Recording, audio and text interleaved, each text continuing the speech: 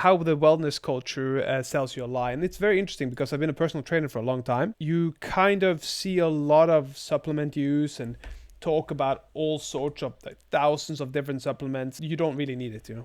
The wellness industry promises us a better life through the consumption of very specific products and services, ranging from mindfulness apps to health supplements to skincare routines or activities. That's very, very true. There's so many skincare products. If you're ever in Korea or see any of the Korean like ads and stuff, there are so much just for the skin. And not only that, but there is an insane amount of plastic surgery culture as well. Because so when you see somebody and they look great, they have no wrinkles, it might not even actually be the vitamins they put on their skin. It might simply be that they have loads of Botox and can't move. Like the cold plunge. These things can be just kind of misleading to straight up scams, and they are making billions of dollars in the process.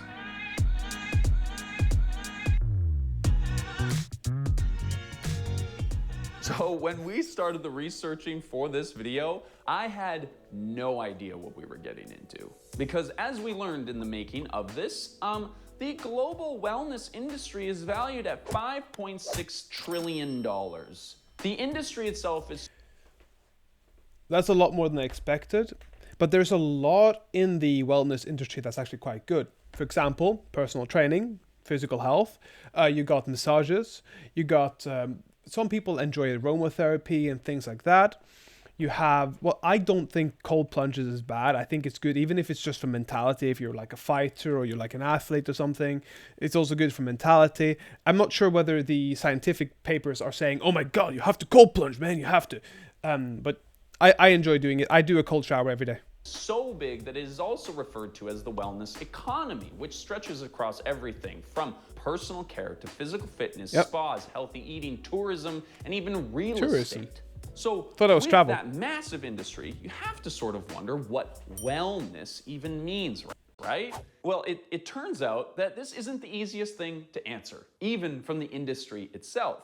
The Global Wellness Institute defines wellness as the active pursuit of activities, choices, and lifestyles that lead to a state of holistic health. They define the wellness economy as anything that enables consumers to incorporate wellness activities into their daily.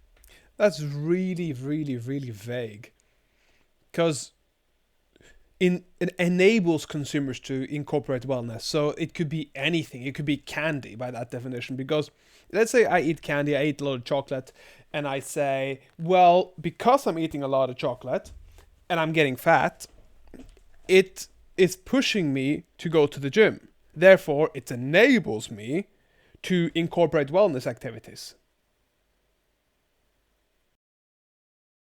Daily life, which basically means that, and this is completely serious, wellness is whatever you as a person want it to mean. And as we are going to get to in this video, that is very much on purpose. Of course it's on purpose, because if they make you believe that wellness is a state of mind, that means you can sell any type of wellness, which means you can just put on, what's it called, the Atkins diet, which basically came in a form of the Atkins people that came to your door and sold you products. That was a big thing, and it was pretty much just basically a snack bar with like added health benefits. And a lot of the snack bars, if you actually look at them, they have a lot of sugar, a lot of dates in there, and then maybe cashews or something like that. But half of it is like often nuts and seeds and fruits, and the other half is just glucose or syrup or honey or something. And it's not exactly a health bar if you eat a lot of it then. So we found a line in an independent article that I think sums this up really well. The entire concept of wellness is founded on the idea that just because you aren't sick, it doesn't mean that you're not unwell. The entire wellness industry relies on people inherently believing that they are unhealthy or somehow not good enough, not living optimally or whatever, and so they therefore must buy something or do something to fix it and live a better life. It is the endless pursuit of this idea of perfection. Again, perfectionism is a very dangerous thing to think like I want to be a perfect athlete, I want to be a perfect father, I want to be a perfect husband, because there is no such thing, right? Maybe you're really bad at thing A but really good at thing B, C, and D, and then you berate yourself to the point where you aren't working as well as you could possibly work because you berate yourself so much and you push yourself down and your energy goes down, and now you can't actually do the things that you want to do.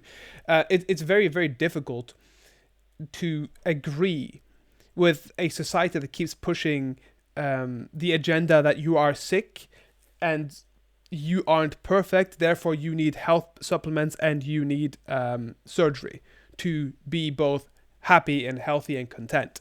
It's just, yeah, it's frustrating because I see it a lot in the modeling industry or in the acting industry, because I do a lot of acting and a lot of commercials on sets, and when I'm on the set, you'll see more often than not at least 2 or 3 people with surgery, because this world is very superficial, this particular world I'm in, you know. And this is not even a new idea. Like, this concept started taking off in the later half of the 20th century. The modern use of the word wellness dates back to the 1950s when a doctor named Halbert L. Dunn published his book, High Level Wellness, which honestly sounds like something that one of these crypto bros could be launching in 2024. Yep, 100%. Dunn said that in order to live well, we need to thrive, not just survive. And so to do this, we need a target, a goal that we can pursue with positivity and optimism. But this is quite a nice statement, honestly. In order to live well, we need to thrive, not just survive. And that's true, because if we're just surviving, and if every winter and every harvest is the only reason why you're surviving, then your life is very much devoid of pleasure and devoid of purpose, other purpose than survival. For example, if you want to become a great artist and you're surviving on the harvest, you're a peasant, then you're pursuing something. So that's what I believe he means here, rather than you have to have the newest car and 25 Mocha Loca Chocomotos from Starbucks. And I want to be clear that at this point in this story, this was a legitimate field of study that was being pioneered, an honest effort to maybe help people be healthier. But by the 1980s, corporate America had started to take notice of this trend's potential. Companies began developing workplace wellness programs. The fitness industry and spa industries globally experienced rapid growth, and a lineup of celebrities and self-help experts started bringing wellness concepts to mainstream audiences. Think like Oprah, Deepak Chopra. Oh yeah, Oprah. That's another topic we haven't gotten into yet. Oh, it's going to be an interesting time going forward. If you don't know what's been happening, quick reminder. People like that. By 2014, wellness... Oh yeah. Sorry about that. Quick introduction to what the Oprah thing now. You have JC Oprah, you have Beyonce and a few others that's kind of like tied into the scandal of the Diddy thing. Came entrenched in our collective psyche, and at this point things have already come off the rails in a big way. I mean, we got Oprah, a multi-millionaire TV host personality promoting wellness products, right? Like, yep. She's also at the same time promoting unsustainable and wildly unhealthy weight loss methods. Ooh. And listen, you don't have to take it from us. That's what she said herself. And things today have only become more unhinged. Between 2015 and 2017, the wellness industry grew from 3.7 trillion to 4.2 trillion. Another interesting point on the wellness industry is actually that a lot of the things they're promoting are things like low-fat diets, which pretty much has been disputed to be extremely negative for you, because the body is in dire need of fat in general. And so when you are having a low-fat diet, it's like your body craves fat, right? And a lot of the carnivore diet people nowadays, what they're pretty much eating is protein and fat. And it seems like a lot of people work quite well on it. I'm not going to say I have read all the studies on it, but it seems like a lot of people are working well on animal fats. And I think it must have been in the 90s, they were talking about how bad saturated fats were, until recently, where they found out that actually sunflower oil and rapeseed oil are terrible for you. And now everybody's like, oh yeah, you should use real butter, not margarine. But so we never really know. But if you really think about us thousands of years ago, all the way back to Neanderthals, which had I think it was like an 80% meat diet or like something like that. It was pretty high percentage. and they had a really healthy body, which is very interesting. And it's only gone up from there. Today, the wellness space is everywhere. We got the Kardashians, we got Gwyneth Paltrow with all their weird products that we've mentioned in videos previously. But the scope is also just wider than it's ever been because we've got more famous people, right? Yeah, we really do. Influencers promoting brands like AirUp, AG1. But look at this guy, right? You see this guy, and you see the trapezius, you see the pectoralis, and you see the deltoids, and none of that is natty. So he's going, if you want to lose fat, feed it with good nutrients, right? What are you selling? What is it that he's selling? Is he selling like something that lowers his fat? Because if he's selling something that lowers his fat, it doesn't work. If you're actually looking at the guy, it's calorie dense nutrient food. What are you doing? Like your body, that when your body is starved of nutrients, it signals your hormones. You need to eat more. Well, what are you selling? BetterHelp, which are some that you might recognize, and we've made a video about 2 of them. Let us know if you want us to make a video about the 3rd one. BetterHelp would be such a good sponsor for this channel if it wasn't an absolute nightmare. Yeah, because it's trash. Before we get further down this road, I think we need to establish the spectrum of things that we're talking about when we refer to wellness products. Because as we mentioned, there's a lot of stuff going on here. Now, I want to say also off the top that there is a lot of things within this wellness industry that can bring a lot of value to people's lives. Things like cold plunges and Pelotons. Well, the Pelotons is pretty much just a bike. It's a bike. You can bicycle outside. You don't have to have a 5,000 euro Peloton. Of course, it's much easier if you don't have a bike, a place to bike. So, for example, here in the Netherlands, you can bike everywhere. I'd rather tell you to go buy a bike. And not too expensive of a bike, because it will probably get stolen if it's too nice and it doesn't have a nice place to be stored. Involve products centered around an activity that if you do, you will probably feel better. However, in most cases, you're most likely being sold an overpriced product when you could just ride a bike or go for a swim. Yeah, exactly. That's what I was saying. The farther you go down the wellness rabbit hole, the weirder and more scammy things get. Now, of course, we've mentioned the Kardashians as one end of this spectrum, right? Because the Kardashians are very money hungry, right? They don't actually care about you. They don't actually care about what you're doing. They don't actually care about anything but getting rich. You know this from, I don't remember which of the Kardashians it was, but they posted a picture that basically saying, oh, please donate to me. Help me become the first female billionaire. And people donate. Hey, we don't have money. These people have millions upon millions and want to become the first billionaires, and we're still doing it. Do you think that these people with that goal will not do something stupid like this? Will not do something like, look at this. This will make you healthy. This lipstick will make your lips bigger. And honestly, it's kind of been beaten to death. So today, I wanted to talk about something that's seemingly more innocuous, but shows pretty clearly how this industry manipulates us into buying stuff. Yeah. Oh, it's so cold, man. Cold One of the plunge is latest so cold. wellness trends that's exploded across the industry right now is the cold plunge. Yeah. Like a lot of wellness products, a cold plunge is not a new idea, but rather something simple that has been repackaged into a marketable trend with incredible promises, not only to improve someone's health, but also their performance in all aspects of life. Cold plunges or ice baths or just swimming in the ocean have cultural roots in cultures all around the world. The tradition has been in Asian and Scandinavian cultures. 100% in Scandinavian culture, because I come from Norway, and up there we do swim in the ocean. There's a tradition there's many different traditions, but up in the north there is a tradition for something called the russ, which is like when you're very young and you're like, going into your secondary education, to actually go and jump in the ocean on I think it's the 1st of May. At least we had it when we were younger, and so we would do that the year when we were on russ. Also, when you go to a hut somewhere, there is a big thing about running out in the snow and jumping in the snow and then going into saunas. You get that kind of hot and cold thing. And it's very cultural because people love huts and people love saunas up there, and we have fun. We have a snowball war, and then it's a good time afterwards. We're sitting in there and we're chilling, and then we go and we sleep really good. for literally centuries, and the recent surge has piggybacked on this cultural connection.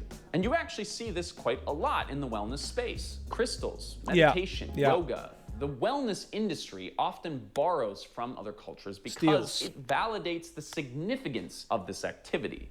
Most of today's wellness... That's actually a very important what he said there. It validates the activity. So, for example, when you're talking about yoga, and yoga's been around for so many years in India and this whole thing, and then you dumb down the yoga and you take away the focus. Maybe the focus was on breathing and now the focus is on stretching. It's a different activity altogether, but you call it yoga in a different setting. So you already have yoga as is the well-known, well-established idea, and then you add more stretching, for example. This is a pure example. More stretching, and then it becomes something other yoga, but it's still got ties and roots to yoga. Trends come from specific cultures or ancient civilizations, but what is lost is the context, the culture and the community that the activity was derived from. Instead, in most cases, the trend becomes compartmentalized and promoted in order to sell a very specific line of products. Exactly. And once again, I want to reiterate that this does not mean that it's a terrible thing. I do yoga, and even though I'm not connected to the deep roots of that activity's culture, I am still stretching, right? But where this gets toxic is when the activity is just a means to an end, to sell a sense of self that only a certain product can achieve. Yeah, this one is a little bit difficult because if you're meditating like they used to meditate, for example, it might be a very different feeling and a very different pursuit than if you go and you sit and you have like a breathing exercise for meditation. It's very difficult because a lot of the times when they do utilize it for validation, the other culture, you have something that is so intrinsically ingrained in somebody's culture being pulled over, decompartmentalized, taken into small steps, and then it becomes a breathing exercise, not actually a meditative exercise. But yeah. The cold plunge found its modern-day social media champion in Wim Hof, a Dutch world record holder known for his ability to withstand extremely low temperature water. He used that platform to tell the world about the health benefits of ice baths, how they can increase blood flow, stimulate weight loss, and even reduce anxiety and depression. Scientific evidence on any of these claims are pretty mixed at best, and the Wim Hof method has actually been linked to death in several cases. But the trendiness of these things seems to be hard for us as humans to give up. CNN blew the whistle on cold water immersion in an article released on March 14th of this year. But then they released a list of their favorite cold plunge tubs 9 days later. See, that is just corporate greed right there. I'm not even gonna sit there and pretend that it's otherwise. It's like, hey guys, this drink is really bad for you. Here's 5 of the best drink.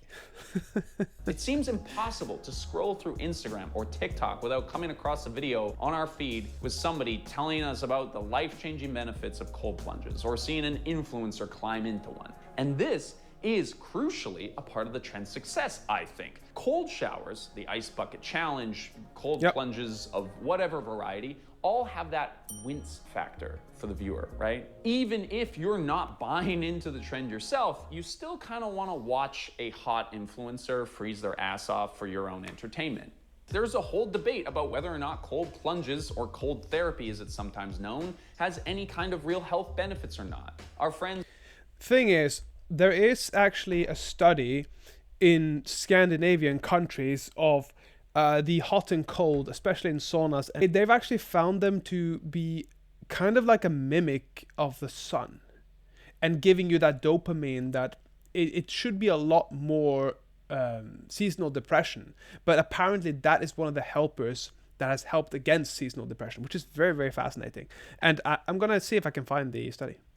Over at Answer in Progress made a whole video about that particular part of the story if you want to know more. But really, that's a whole other issue. What's interesting to us is that the plunge is just more of a vessel, literally, for more consumption. There's that I the can tubs believe themselves, of course, that can cause... Well, you don't need a tub. You could just go into a cold shower. It's not that difficult. That's what I do.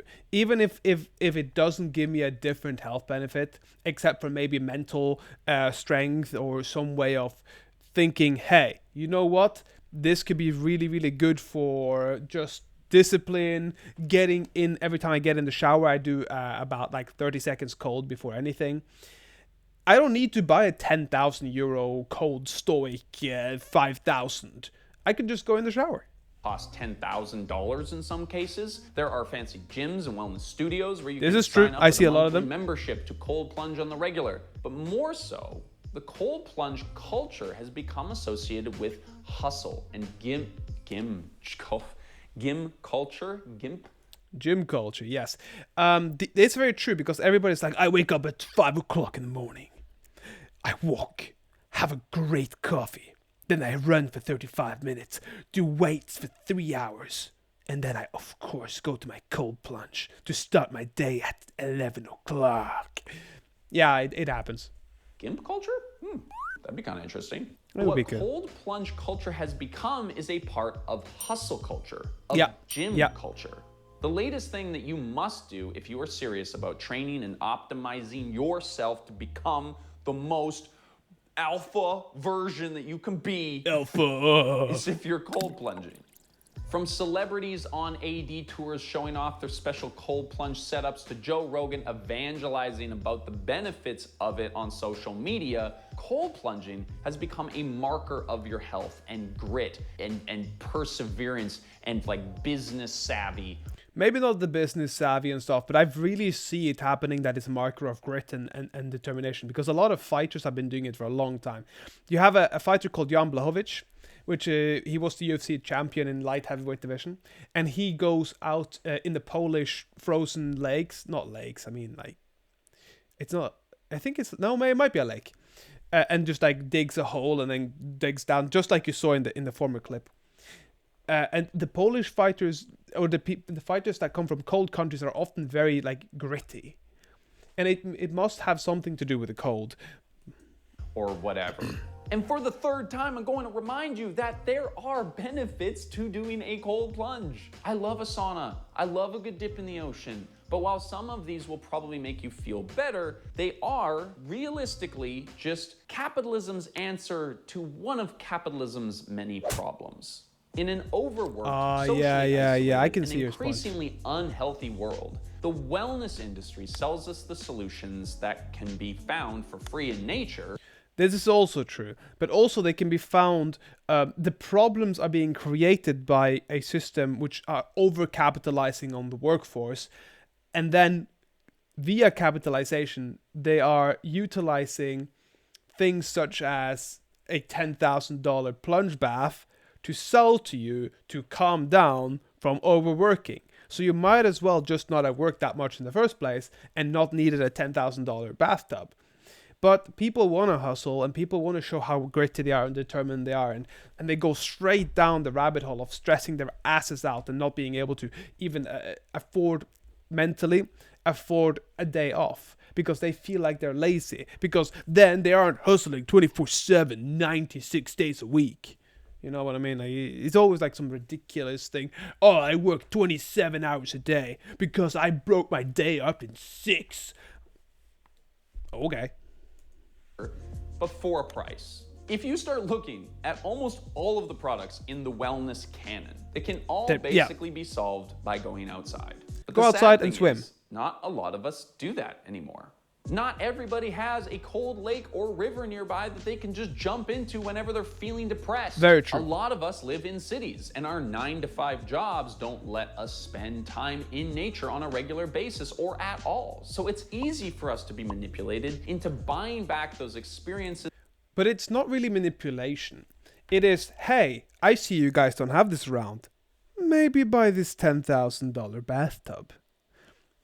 Okay, you're kind of stupid if you do buy the $10,000 bathtub, unless you have an excessive amount of money. But it's not manipulation. It is you are forced to go to a city, work hard in the city, so that you can have like a sort of life that everybody aspires to have. Because if you're not a hustler, then you're nothing. If you don't have money nowadays, you're nothing. If you don't have money, you have no goals, no nothing. And it's in my opinion a very toxic world. We've lost community just to buy it back in form of individualism and overwork.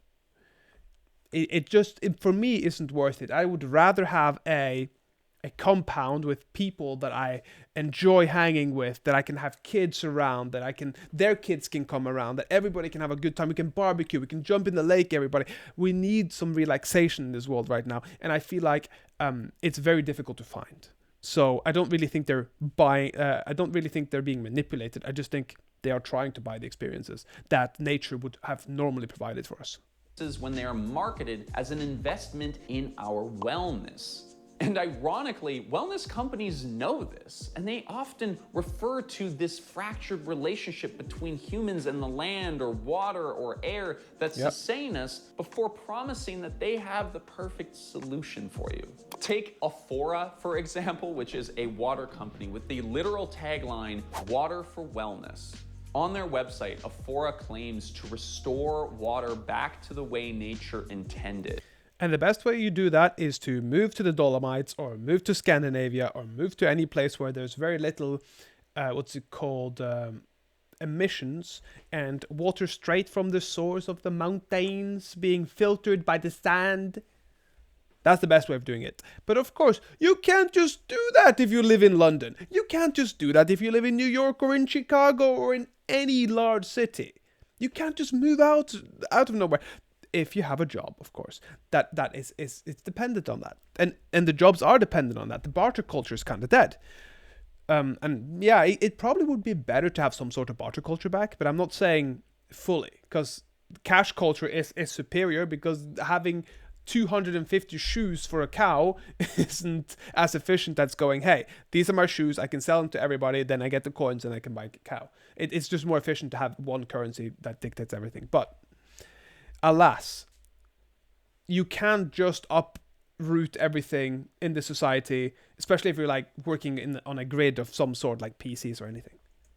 It tells the story about how the founders and people in general used to drink water fresh out of lakes and streams, but now all the water that we drink is filled with microplastics, pesticides, and heavy metals, and we're all gonna die, right? So their solution is an $80 half gallon of nano-purified, hyper-oxygenated water. And people buy this, probably. We didn't have to do a ton of research into this one, because some guy on TikTok sent this water to a laboratory to see if it really did what it claimed to do.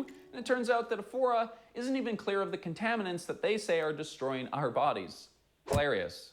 If you want to hear us talk about this phenomenon more on our podcast, we went through a sort of roulette-style game show where we tried to identify real and fake wellness company slogans. A bartender baker, when he stepped into that clawfoot tub, Greg emerged a bathologist.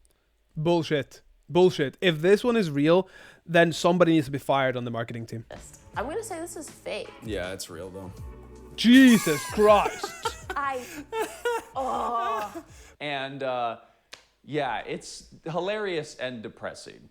If you want to support what we do on this channel, our Patreon page is the best place to do that. We release exclusive content over there, including the podcast and some episodes of this show that didn't make it onto YouTube. You also get early access to every single video that goes live on this channel, and you're helping us make this content free for people online to enjoy. So consider doing that through the link down in the description below. The way that the wellness industry talks about themselves is kind of incredible. They are always coming to the rescue with this religious reverence for nature, with promises and solutions, offering endless products and ideas to people in need of something, anything that will improve their lives. And this is where the wellness industry gets kind of dangerous. Think about so many of these core sectors of the wellness world, right? Gratitude journaling and affirmations, the physical exercise, flex. Gratitude journaling and affirmations are, in my opinion, I think it's bullshit. Because if everything you do is trying to affirm what you are, if everything you're doing is affirming what you've been doing, and telling yourself how you love yourself, it's just, in my opinion, a recipe for narcissism, for that type of narcissistic personality traits. Like, I love my life, my pecs are sexy, I have the best friends and nobody could ever beat them, I'm so happy that I get to walk in nature. I'm like, yeah, can't you just be happy walking in nature? Why do you have to like tell everybody or tell yourself that you're happy walking in nature? If you're not happy walking in nature, you're not gonna be happier writing it down saying that you are happy walking in nature. Flexibility. All of these things can genuinely improve your physical Yes. and mental well-being. Oh, The it will, problem 100%. is, in many cases, they're selling you solutions to your problems that you may not even have. This is also Because true. You first must buy into the idea that you have a problem before you can buy the solution. Okay, this is where I think he is fundamentally wrong. Now, if you are 200 kilos, you are not buying into something that you have a problem. You have a problem. You're fat, right? And going to a gym, or as he said, you can go out in the nature, you can go into the mountains, you can go swim in the lakes, you can do that. But let's say now you're in the city. So going to a gym isn't selling you a solution to a problem you don't have. You have a problem. You need a solution. And the solution can be the gym, or it can be the football field, or it can be just taking walks, right? Or bicycle trips. So it's a little bit difficult to understand and agree with this particular one, because it's going to be like, oh, maybe you think that you need cold plunges because your body doesn't do this and this, and therefore they're selling you that thing that you don't actually have a problem to. Yes, but there are such a thing as a genuine problem. For example, you have an injury in your foot. What? Do you have to go where? You have to go to a doctor, get an MRI, maybe a scan, CT scan, whatever the type of injury is. Then you might have to go to a personal trainer, or often a physio, to maybe train up the muscle again because it's weak. And now you need to actually work with somebody professional who knows what they're doing because they understand the muscles and the structures. That's not a problem that you think you have. That's a problem you actually physically have. To make you feel well. Cold plunging every day might make you feel more awake or make your muscles less achy, but it has no power to change the circumstances of your life. And it's only a matter of time before it's replaced by the next wellness trend. This wellness industry relies on the fact that you feel that the reason that life is so hard is not because of the way that we've structured our society or it is the 100% systems that the we structure. live in, but because you are simply not doing enough to live your best life. Because at its core, I agree with this. Wellness culture offers individualistic, capitalism-approved responses to real problems without any substance or acknowledgement of the actual issues facing society.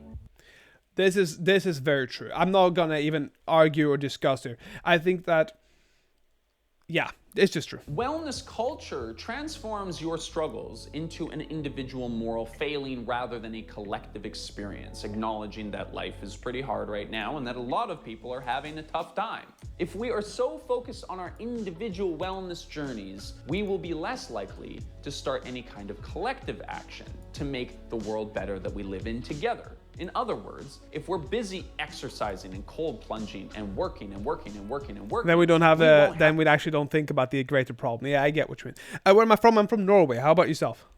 The time and energy or will to change the much more complex structural issues of our society. All of these wellness products demand an incredible amount of focus on the self and a lot of effort and time. You can hear it in the buzzwords like self-care. Yeah, self-care, self-love, self-appreciation, self-affirmations, all of these, it is too much in my opinion. It's all about the self, and it's creating a bunch of narcissists as well. Self-soothing and self-optimization. It's the idea that you alone are responsible for your own well-being, as if 100%. the world around you and your environment doesn't mean was anything. meaningless. Yeah. We hope that you... But that's what I was saying. That's what I was saying in the beginning. It's ridiculous because you're actually having quite a lot of problems from the get-go with the overwork. I see more girls than ever being overworked and going into burnout work. It's not good. It's really, really, really, really not good. So I don't like the buzzwords. I don't like the overdone self-actualization. But I do think we need more community. We need more time off. We need more friends around. We need more conversation. And I think it's very dangerous the way we're going in society. If you enjoyed today's video, if you want to see more content like this, remember to subscribe. I did enjoy it. Thank you very much. I think I'm going to subscribe to this one.